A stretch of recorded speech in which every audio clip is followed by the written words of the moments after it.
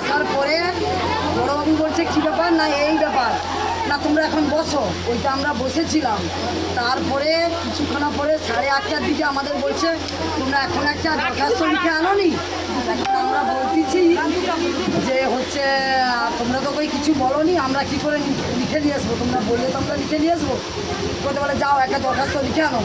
আমরা দরখাস্ত লিখে এনে 9:30টার দিকে যখন বড়বাবুর হাতে তুলে দিই, থানার যখন বড়বাবুর হাতে ওসির হাতে তুলে দিই, তখন সেই বড়বাবু তুলিয়ে যে কিছু কাজ করছিল, লেখালেখি করে সব কিছু করছিল।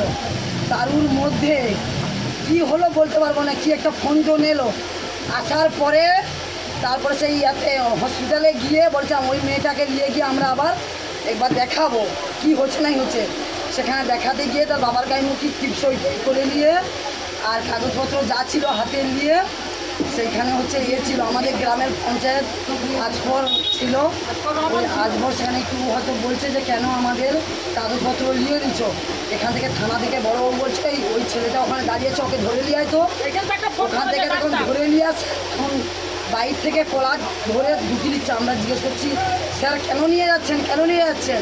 নিয়ে গিয়ে তাকে জোরভাবে মারছে, মাথাটা ফাটিয়ে দিচ্ছে। আমরা সেসব দৃশ্য না দেখতে পেয়ে আমাদের গ্রামের আরও লোকজনকে ডেকে তাহলে ও কি ঘুষ খেয়েছে না মদ খেয়েছে, ওর আমরা শাস্তি চাই, মারার বদলে মার চাই। আর ওই নিরীহ যে মেয়েটার যে ই করছে ওর হচ্ছে বিচার চাই।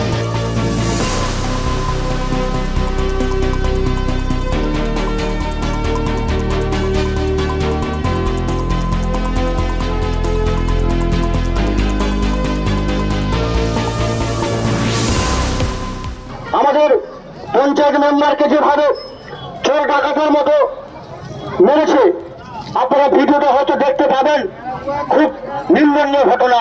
তাই তার প্রতিবাদে আমরা আজকে এই পথ অবরোধ করেছি। আমাদের পঞ্চায়েত এলাকায় সারেঙ্গিপুর পাশাপাশি ওখানে একজন নাবালক ছেলে এবং নাবালিকা মেয়ের মধ্যে কোনো রকম একটি সংস্পর্শে এসে ওরা একটা বিবাদের সৃষ্টি ঘটে।